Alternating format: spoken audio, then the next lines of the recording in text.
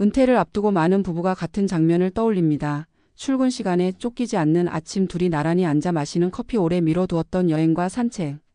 그리고 이제는 서로에게만 집중해도 되는 평온한 시간, 그동안 아이들 키우느라 미뤄왔던 부부의 시간이 드디어 시작된다고 믿습니다. 더 이상 아이 걱정도 없고 회사 눈치도 없고. 이제야 비로소 둘만의 인생이 열리는 것 같다고 생각합니다. 하지만 은퇴 후 몇 달이 지나고 나면 많은 부부가 조용히 같은 말을 합니다. 생각했던 노후와는 너무 다르다고 말입니다. 서울 외곽에서 살던 50대 후반의 한 남편은 퇴직 전까지 이런 말을 자주 했습니다. 아이들만 독립하면 우리 둘은 잘 살 수 있을 거야. 그 말은 아내에게 약속처럼 들렸습니다. 실제로 아이들은 각자 자리를 잡았고 부부는 준비해둔 은퇴 계획대로 생활을 시작했습니다. 생활비 계산도 끝났고 연금도 들어왔고 당장 돈이 부족하지도 않았습니다. 문제는 돈이 아니라 시간이었습니다. 남편은 하루 종일 집에 있었습니다. 아침부터 저녁까지 집 안의 모든 소리에 반응했고 아내의 하루 일과를 하나하나 지켜봤습니다. 언제 나가고 언제 들어오는지, 무엇을 먹고 누구를 만나는지 말하지 않아도 될 일까지 질문이 이어졌습니다. 아내는 처음엔 이해하려 했습니다. 평생 일만 하던 사람이니 적응 시간이 필요하다고 생각했습니다. 하지만 그 시간은 생각보다 길어졌고 집은 점점 숨이 막히는 공간이 되어갔습니다. 남편은 자신이 할 일이 없다는 사실을 견디지 못했고 아내는 하루 종일 누군가에게 감시받는 느낌에서 벗어날 수 없었습니다. 대화는 줄었고 침묵은 늘어갔습니다. 어느 날 아내는 말했습니다. 이렇게 하루 종일 같이 있을 줄 알았으면 은퇴를 반대했을 거야. 그 말은 싸움이 아니라 고백에 가까웠습니다. 부부는 서로를 싫어하게 된 것이 아니라 각자의 삶이 사라진 자리에 상대만 남았다는 사실을 받아들이지 못하고 있었습니다. 지방 도시에서 살던 또 다른 부부는 은퇴를 계기로 오래된 집을 정리하고 작은 아파트로 이사했습니다. 아이들이 떠난 빈집을 유지할 필요도 없고 둘만 살기엔 넓은 공간이 오히려 외로울 것 같았기 때문입니다. 남편은 은퇴 후 아내와 함께 보내는 시간이 늘어나면 자연스럽게 관계가 더 깊어질 거라 믿었습니다. 하지만 현실은 달랐습니다. 아내는 오랜 시간 가족을 중심으로 살아온 사람이었습니다. 아이들 뒷바라지와 집안일이 삶의 중심이었고 남편은 바깥일을 맡아왔습니다. 은퇴 후 그 역할이 사라지자 아내는 자신이 무엇을 좋아하는 사람인지조차 알 수 없게 되었습니다. 남편은 그런 아내를 보며 함께 여행을 가자, 취미를 만들자 말했지만 아내의 표정은 점점 무거워졌습니다. 여행은 잠깐의 이벤트였고 돌아오면 다시 긴 하루가 남았습니다. 취미는 젊은 시절에 미뤄두었던 마음의 여유가 없이는 시작하기 어려웠습니다. 결국 아내는 말했습니다. 당신이 옆에 있는데도 혼자인 것 같아. 남편은 그 말의 의미를 이해하지 못했습니다. 둘이 이렇게 붙어 있는데 왜 외롭다는 건지 알 수 없었습니다. 하지만 아내가 느끼는 외로움은 혼자 있기 때문이 아니라 자신의 역할과 자리가 사라졌기 때문이었습니다. 은퇴는 단순히 일을 그만두는 사건이 아닙니다. 각자가 평생 붙잡고 있던 정체성과 역할을 동시에 내려놓는 순간입니다. 그동안 부부는 같은 집에 살았지만 각자의 세계를 가지고 있었습니다. 남편은 직장에서의 역할과 성취로 자신을 증명했고 아내는 가족 안에서의 필요로움을 통해 자신의 가치를 느꼈습니다. 은퇴와 함께 그 구조가 무너지면 부부는 갑자기 서로의 세계를 대신 채워야 하는 존재가 됩니다. 하지만 그 기대는 종종 부담이 됩니다. 상대가 나의 하루를 책임져 주길 바라는 마음은 어느 순간 서로를 옭아매는 끈이 됩니다. 많은 부부가 은퇴 전에 이렇게 말합니다. 이제 우리 둘만 남으니 행복할 거라고 하지만 그 말 속에는 전제가 숨어 있습니다. 각자가 혼자서도 서 있을 수 있을 때 둘은 함께 있어도 편안해진다는 전제입니다. 은퇴 후 부부 갈등의 상당수는 사랑이 식어서가 아니라 각자의 삶이 준비되지 않은 상태에서 서로에게 기대버렸기 때문에 시작됩니다. 하루 종일 붙어 있으면서도 대화는 줄어들고 작은 행동 하나에도 예민해집니다. 상대가 바뀐 것 같다고 느끼지만 사실은 환경이 바뀐 것입니다. 은퇴 후 진짜 어려운 것은 시간의 공백입니다. 출근과 퇴근으로 나뉘던 하루가 사라지고 주말과 평일의 경계도 흐려집니다. 이때 아무런 준비 없이 둘만 남게 되면 부부는 서로의 하루를 채워야 하는 존재가 됩니다. 하지만 부부는 친구도 아니고 취미 동료도 아닙니다. 평생을 함께 살아왔기에 오히려 새로울 것이 없는 관계입니다. 그 안에서 모든 만족을 얻으려 하면 실망은 커질 수밖에 없습니다. 현실적인 은퇴 준비란 자산 계산만으로 끝나지 않습니다.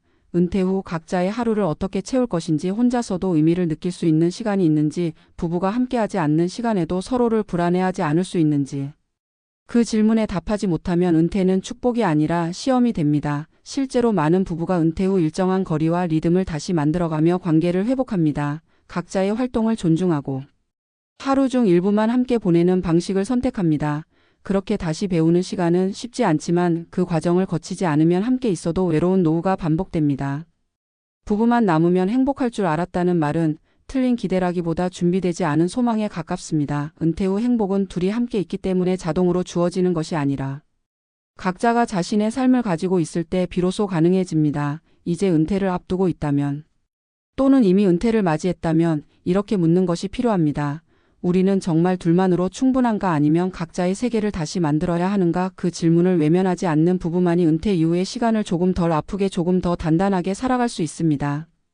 은퇴 이후 부부 관계가 흔들리는 장면을 바라볼 때 우리는 종종 감정의 문제로만 해석하려는 경향이 있다.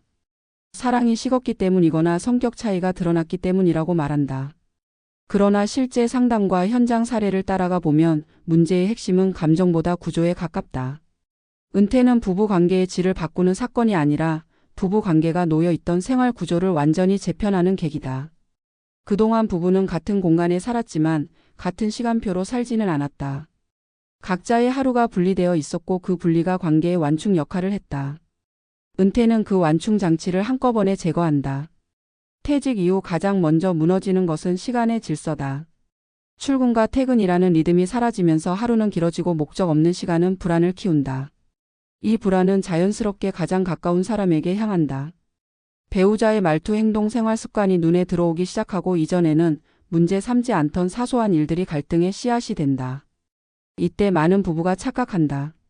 우리가 문제가 생긴 것은 은퇴 때문이 아니라 서로에 대한 애정이 부족해서라고. 하지만 은퇴는 원인이 아니라 촉매에 가깝다. 이미 준비되지 않았던 생활 구조와 관계 방식이 수면 위로 올라온 것이다.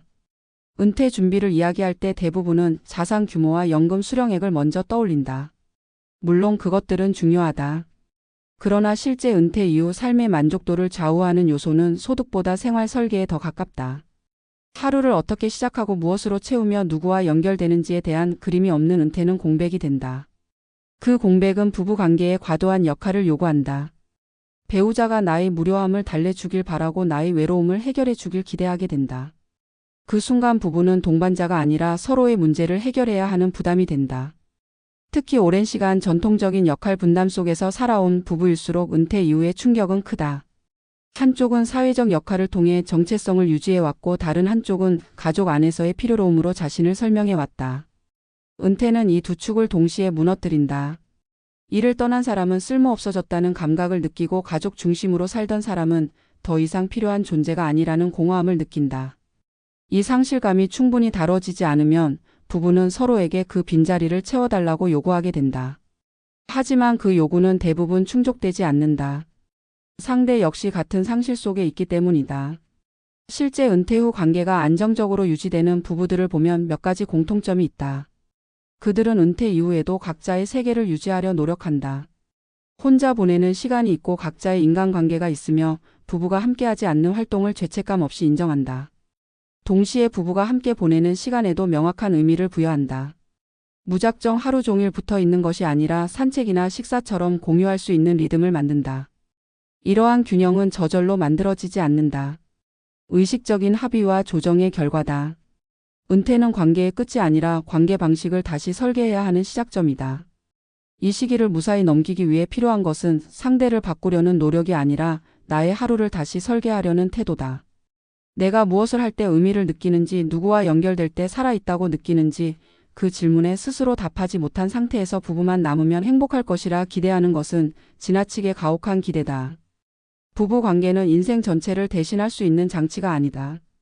각자의 삶이 있을 때 비로소 부부는 쉼이 되는 관계가 된다. 노후의 행복은 거창한 계획에서 나오지 않는다. 매일 반복 가능한 작은 구조에서 나온다.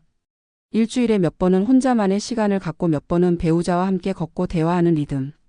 서로의 하루에 과도하게 개입하지 않으면서도 완전히 단절되지 않는 거리. 은퇴 이후의 부부는 이 새로운 거리감을 배워야 한다. 그 과정은 불편하고 때로는 서운하지만 그 단계를 건너뛰면 함께 있어도 외로운 시간이 길어진다. 부부만 남으면 행복할 줄 알았다는 말은 틀린 말이 아니다. 다만 그 행복은 자동으로 주어지지 않는다. 은퇴는 사랑을 시험하는 시간이 아니라 삶의 설계를 다시 요구하는 시간이다. 각자의 삶을 회복하려는 노력이 있을 때 부부는 다시 만날 수 있다. 이 사실을 받아들이는 순간 은퇴는 무너짐의 시작이 아니라 관계를 새롭게 배우는 두 번째 인생의 출발점이 될 수 있다.